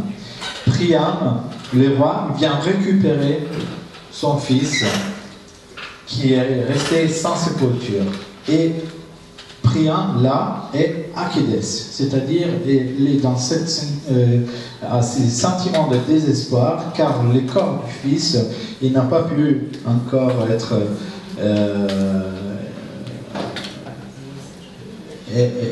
recevoir la sépulture. Cette signification, donc encore chez Aristote, kédéia, est l'attention qu'on doit porter aux morts. L'absence de sépulture est donc associée à l'absence du lieu qui peut accueillir les corps qui se décomposent. Et dans ce sens, la sépulture est le lieu qui peut accueillir les corps et garantir symboliquement son image. Cette signification est conservée aussi en latin, car le cercle est appelé l'oculus, qui signifie petit lieu. L'absence de ces lieux est spécifiquement Akédès. D'ailleurs, l'idée que l'absence de sépulture est aussi une idée qui est très répandue dans différentes cultures. L'assédié est donc la menace de l'absence du lieu qui provoque la dispersion. Les mélancoliques du tard Moyen-Âge est enfin celui qui a perdu les lieux comme principe d'unité. Pour Aristote, c'est l'unité entre imagination, entendue comme capacité naturelle de traduire en image les traces mnésiques, dirait Freud, des objets sensibles, et la mémoire, qui est pour lui la capacité d'organiser ces images, de les transformer en représentations disponibles aux penseurs. L'échec de cette alliance entre imagination et mémoire condamne l'homme à sa profusion incontrôlée et à l'inertie, faute d'un lieu métaphorique qui sert de principe organisateur et unificateur. Chez Aristote, donc, les problèmes du mélancolique et la prolifération d'images non localisées et donc d'une mémoire qui ne peut pas servir à la pensée, que je vous rappelle, chez les Grecs, c'était le bien suprême, la pensée. Un tout petit peu plus tard, chez Évagre, qui était un moine catholique aussi du IVe siècle, c'est la représentation qui est accusée d'être l'élément perturbateur de l'âme, comme je vous le disais tout à l'heure, car la représentation est considérée les moyens par lesquels se réalise l'action des démons. Les mélancoliques d'Évagre, donc, c'est lui qui est séduit par les pouvoirs de la représentation et s'abandonne aux images. La punition, évidemment, étant un des 8 péchés capitaux, est terrible. Alors je vous rappelle que là c'est l'enfer de Dante. Ça c'est la Divine Comédie et ça c'est la représentation que Dante il s'est fait de l'enfer. Et au milieu, sous le 5e siècle, il y a une place toute spéciale pour les mélancoliques, au mieux pour les assédieux. Comme dire que Dante, peut-être pour assigner une place à les assédieux qui n'ont pas de place, il leur consacre un lieu tout spécial, quand même, le 5e cercle de l'enfer. Si à propos de la mélancolie, au même propos, Anthony Artaud parle d'un corps détérioralisé. C'est après la mort que la mélancolie, au moins, il peut trouver une place pour se fixer. La mélancolie, pour terminer sur la mélancolie en psychanalyse avec Freud est subit une transformation capitale. Selon Freud, il fait un rapproche dans Deuil et Mélancolie, dans l'ouvrage Deuil et Mélancolie, il fait une parallèle, il explique la mélancolie à partir de son lien avec le deuil. Alors si le deuil c'est la perte de l'objet aimé qui nous aide et qui sera par la suite désinvesti et on investira d'autres objets, des nouveaux objets de la mélancolie. Ces investissements, ils ne sont pas donc l'objet est désinvesti, mais le désinvestissement il n'est pas attribué à un nouveau objet, mais il retombe sur les mois. La conséquence de ça, c'est que la perte pour les mélancoliques, c'est une perte qui intéresse son propre moi.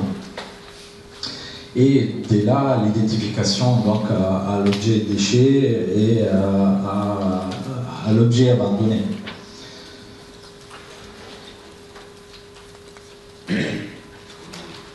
Pour ce qui concerne la notion de nostalgie, encore une fois, on est face à une notion dans la tradition qui est ancrée dans la tradition médicale depuis ses débuts.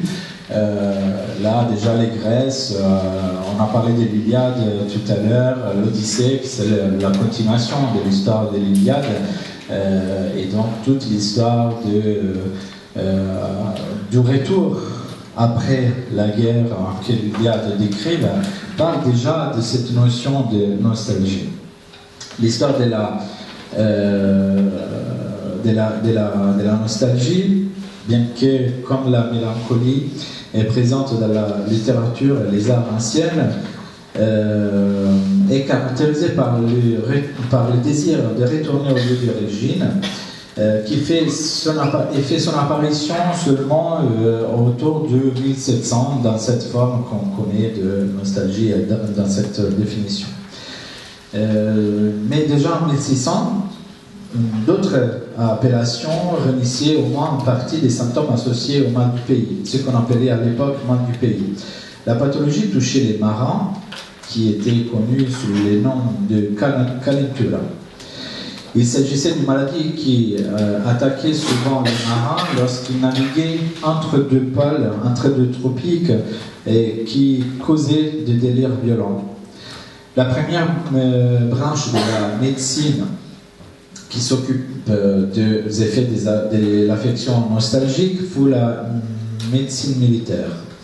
Alors, à cette époque, l'affect nostalgique était connu par la médecine parce que la nostalgie était une nouvelle manifestation, quelque chose qui s'est manifesté et qui affectait les prestations de militaires. Donc il était devenu une urgence chez les armées de trouver une solution à cette pathologie qui, à l'époque, on considérait mortifère, encore plus dangereuse que l'ennemi.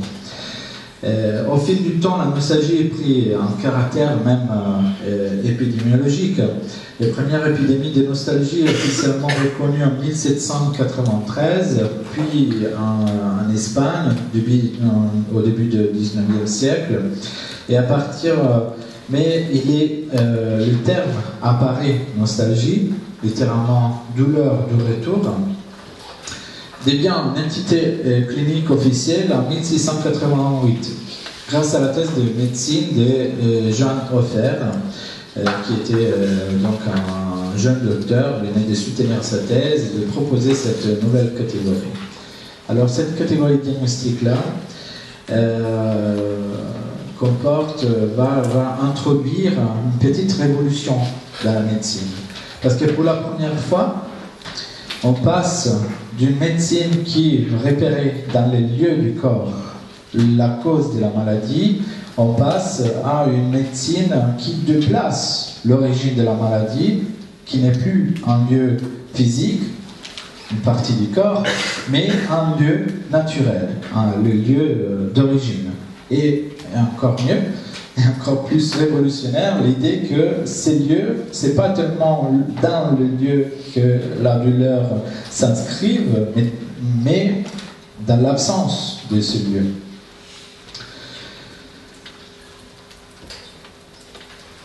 Contrairement à ce que ses collègues encore ancrés en conception hellénistique de la maladie, considéraient une maladie liée à des difficultés d'adaptation au climat, parce que beaucoup des collègues psychiatres militaires qui travaillaient disaient mais on l'appelait la maladie des Suisses, le mal du pays à l'époque. On disait mais oui, forcément. Là, ils sont presque tous des Suisses, ceux qui sont malades, parce qu'eux, ils sont habitués à vivre à 2000 mètres, à berger les vaches et à boire de l'eau pure. Et du coup, quand ils descendent dans nos pays pour faire la guerre, et c'est là que les climats changent, donc ils allaient évoquer des justifications et se réfèrent à des paradigmes dont on a parlé tout à l'heure, qui appartenaient encore à la médecine d'Hippocrate, proposé par Hippocrate.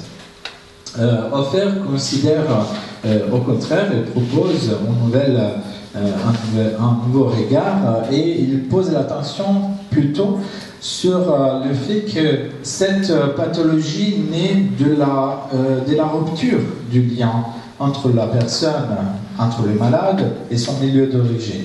On pourrait dire, avec Alexandre aussi, qui a commencé à évoquer la question, que la nostalgie était une rupture du lien. Alors, je passe rapidement à la solastalgie parce que je vois que j'ai déjà pris beaucoup de temps. La solastalgie, donc, est un nouveau concept qui a été proposé en 2003 par Glenn Albrecht et que essaie de décrire les sentiments ressentis face au changement environnemental stressant et négatif. Alors cette nouvelle notion a été proposée à la suite d'une recherche que Albrecht, qui est australien et qui s'était déplacé lui aussi pour aller travailler dans une autre ville. Et donc il était arrivé dans la Hunter Valley, toujours en Australie, pour enseigner. Et apparemment, cet lieu aux origines il y a des lithographies magnifiques de ce lieu, un petit paradis terrestre, qui aujourd'hui, comme vous le voyez dans la photo, ressemble plutôt à l'enfer de Dante dont je vous ai parlé tout à l'heure, plein des assidieux. Eh bien, dans cet enfer-là, il n'y a pas des assidieux, il y a des solastalgiques, selon Glenn Albrecht. Donc, selon lui, il a voulu forger et inscrire sa pathologie dans l'histoire, dans la tradition. Donc, solas, ça vient de solari, qui signifie réconfort ou consolation, et stalgie, c'est une coupure. Elle a un peu arraché les mots sur la nostalgie parce que la nostalgie vient vraiment couper d'une manière arbitraire le mot nostalgie. Donc la catégorie proposée par Hoffer de nostalgie. Dans la définition de nostalgie que je vais vous souligner aujourd'hui, alors quelques mots qui me semblent intéressants et clés à retenir. Il définit la solastalgie comme la douleur ou la détresse causée par une absence continue de consolation et par les sentiments de désolation provoqués par l'état actuel de son environnement proche et de son territoire. Il s'agit de l'expérience existentielle et vécue d'un changement environnemental négatif ressenti comme une agression contre notre sentiment d'appartenance à un Dieu. Alors cette dernière phrase, les sentiments d'appartenance, donc il me fait penser à deux notions. Je vais pas, peut-être que je vais développer encore quelques concepts dont je voulais vous parler quand il y aura des questions tout à l'heure, si on aura le temps. Mais je pense que les trois, donc la solastalgie, les problèmes de la solastalgie, c'est comme pour les nostalgiques, un problème du fait que les liens avec les groupes de référence ont été coupés. Pour la solastalgie, tout à l'heure, on parlait du métacadre environnemental. Une sorte de métacadre primaire, c'est le métacadre de tous les métacadres, c'est l'enveloppe qui enveloppe tout. Et du coup, une fois que cette métacadre s'effondre, tout le reste inévitablement, tous les enveloppes qui sont contenues dedans, ils ne peuvent que s'effondrer. Alors la solastalgie, et je pense ici, on est d'accord avec Alexandre, serait l'affect qui nous signale l'effondrement du métacadre fondamental, du métacadre primaire. Je ne vais pas t'attribuer des notions que... Alors pourquoi, et finalement je vais conclure sur ces 4 images dont je vais vous parler aujourd'hui. Je vais vous parler des écoactivistes de Ultima Generazione, ça veut dire dernière génération en italien. C'est des adolescents, la plupart mineurs, entre 15 et 20 ans, qui mènent des actions qui sont très intéressantes à partir quand on se demande, nous en tant que cliniciens, qu'est-ce qu'on peut faire. Il y a 25 ans, je m'habillais en poulet et j'allais devant les supermarchés pour protester contre l'introduction de poulet OGM dans les supermarchés, ce qui a eu des effets, parce qu'en Italie c'est interdit la vente d'organismes génétiquement modifiés. Aujourd'hui, comme je viens d'être nommé maître de conférence, aujourd'hui je voulais venir habiller un poulet, mais comme j'ai été nommé maître de conférence, c'est des choses que je ne peux plus faire. Mais qu'est-ce qu'on peut faire en tant que psychologue? Peut-être qu'en tant que psychologue, on peut soutenir l'action de ces personnes, de ces générations qui, elles, combattent et utilisent des moyens.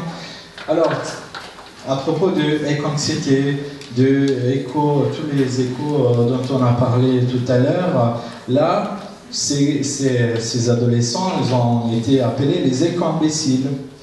Pourquoi? Parce qu'ils vont salir la terre, ils vont salir, là c'est le théâtre La Scala di Milan. Vous connaissez La Scala di Milan, c'est un des théâtres de l'opéra italien le plus célèbre au monde.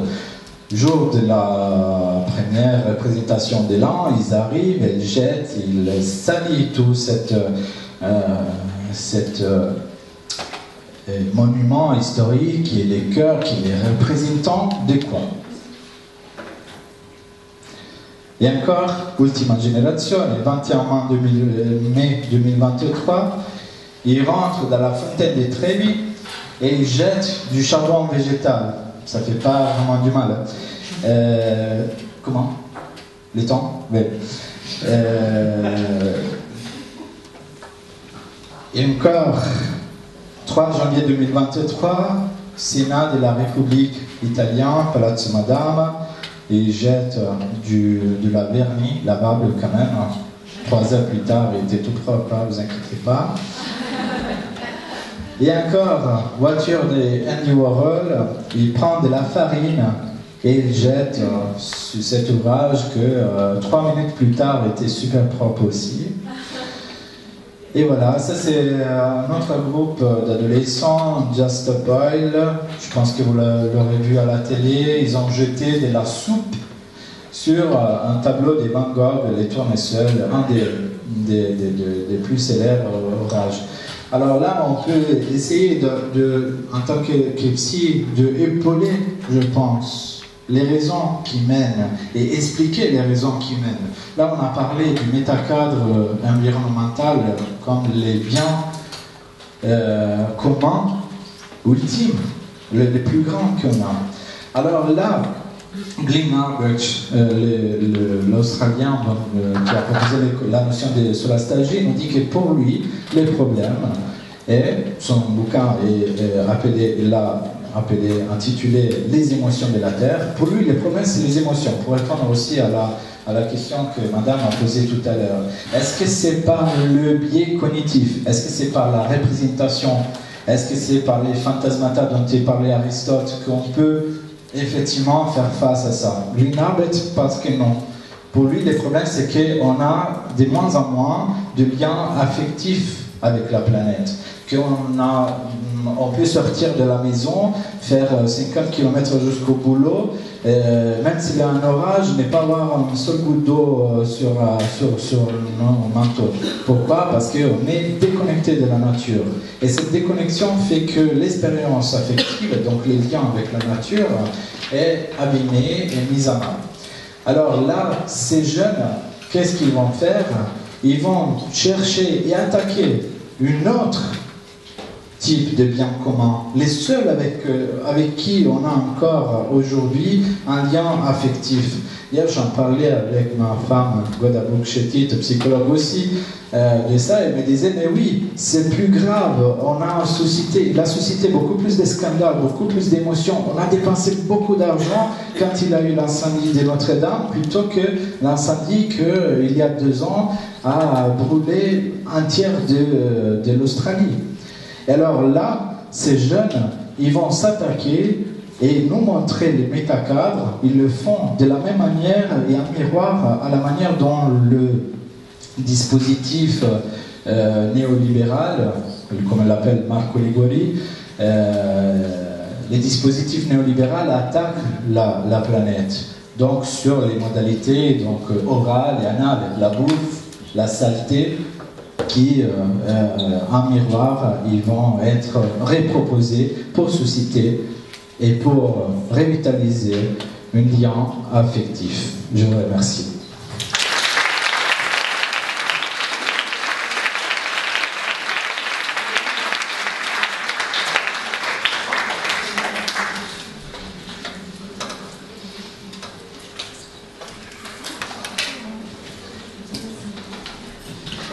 Merci beaucoup David pour ton exposé que je n'ai pas eu l'occasion de prendre connaissance malheureusement avant aujourd'hui et je ne connais pas le concept de solastalgie.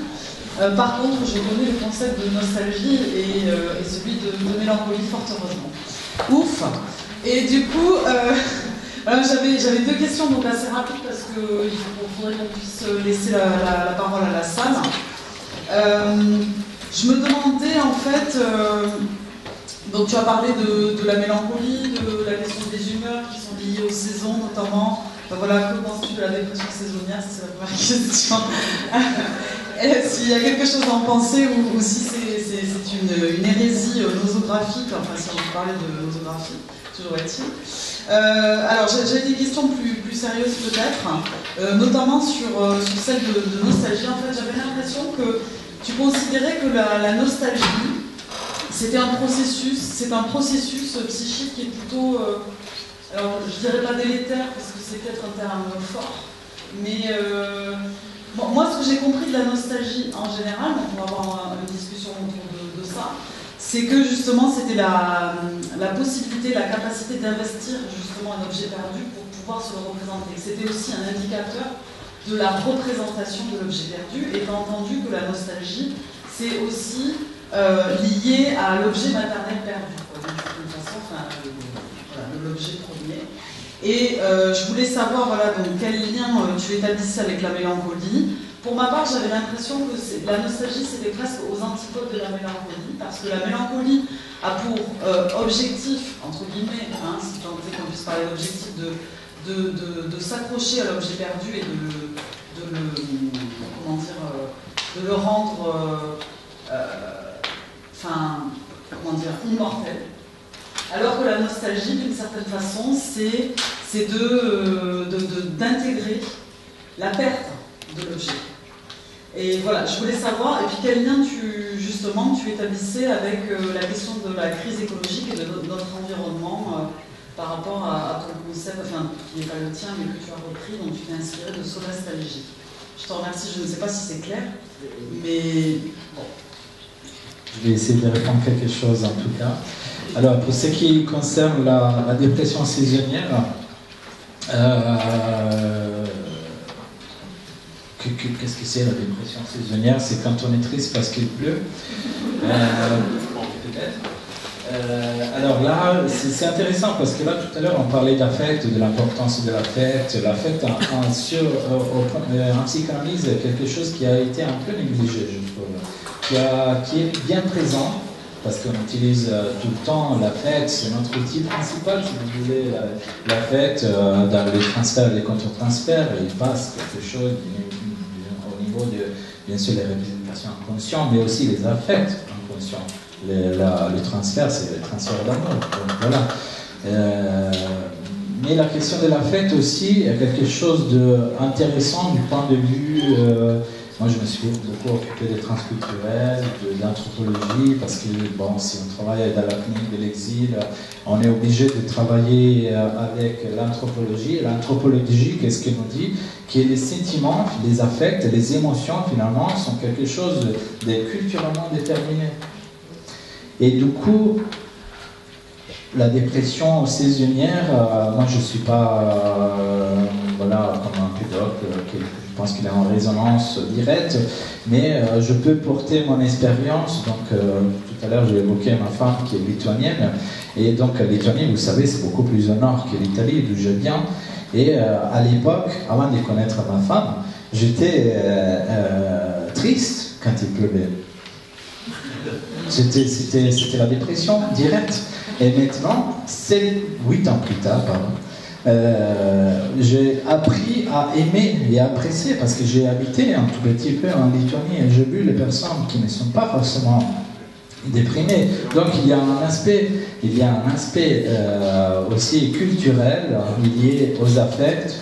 Et je pense que la culture a un impact, et quand on va réfléchir à un projet de construire une nouvelle émotion, quand il propose la notion de solastalgie, il est en train de, au même temps de la décrire, vous savez, quand on décrit quelque chose, au même temps on la construit, on la construit.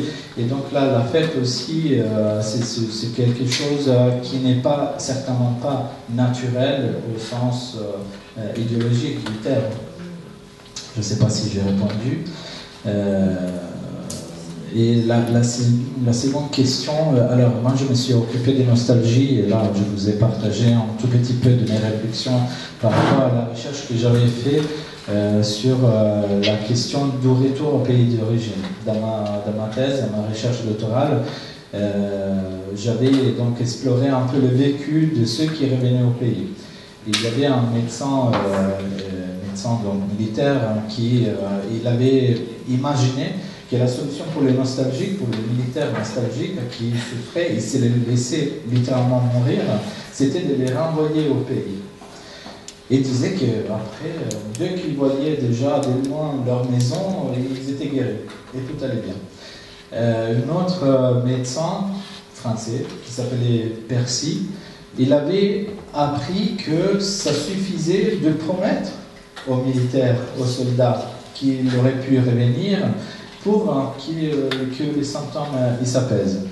Donc, dans la littérature, par contre, on n'est jamais allé chercher qu'est-ce qui s'est passé vraiment une fois que les militaires étaient revenus au pays.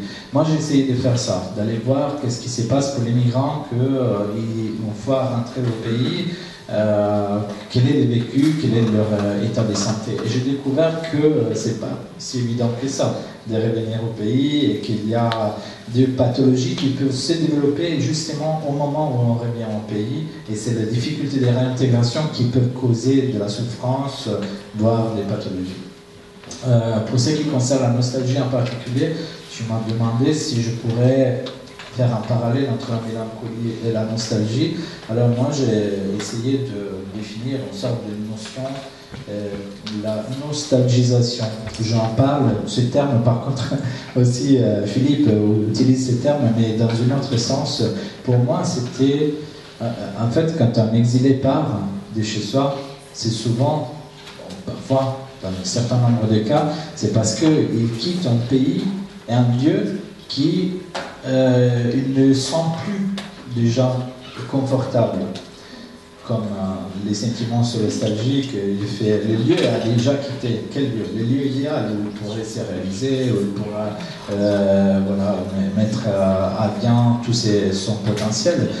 Et donc il quitte les lieux dans l'espoir d'aller chercher, de trouver un lieu où ça c'est possible. Alors les sentiments là, c'est de l'ordre de la mélancolie, cette position, parce que si vous voulez, il se sent un objet abandonné. Le migrant qui part de cette manière, un objet de déchet, parce qu'il a été quitté. Quitté par quoi? Par probablement un métacadre social ou environnemental, pourquoi pas, dans les réfugiés climatiques qui l'ont abandonné. La nostalgie, donc, viendrait figurer cette perte. C'est un processus de figuration pour moi. Parce qu'une fois qu'on part, on souffre, mais on souffre parce qu'on imagine qu'il y a un pays idéal qu'on a abandonné, mais qui pourrait nous rendre heureux, potentiellement. Et c'est dans ce processus-là que je trouve que la nostalgie vient trouver une solution pour la mélancolie. Messieurs, vous avez une question? C'est une question pour les gens de ça. Oui, les liens entre nostalgie et idéalisation, on en parlera. Est-ce que vous avez une question dans le public? Promis, ce sera pas long. Mon collègue, il vous a dit Pourquoi jusque-là? Pourquoi j'interviendrai, ça va pas vite. D'accord, c'est promis, donc je fais quoi? J'ai pensé, ouais, je vous remercie. J'ai pensé en vous entendant sur la question de la solastalgie, notamment du fait que étymologiquement c'est lié à la consolation. Au petit bouquin de Steve Dagerman, Notre besoin de consolation est impossible à rassasier. Et je me suis dit, lorsqu'il intitule son petit bouquin comme ça, ce qu'il dit au fond, c'est que l'impossibilité d'être consolé est de structure. Dans ce cas-là, est-ce qu'on ne pourrait pas dire que finalement, l'environnement idéal que nous avons perdu est en fait toujours déjà constaté par nous comme étant dégradé, et dans ce cas, ne pourrait-on pas dire qu'au fond, la solastalgie est de structure et donc quelque chose de fondamental au fait même d'être humain? Merci.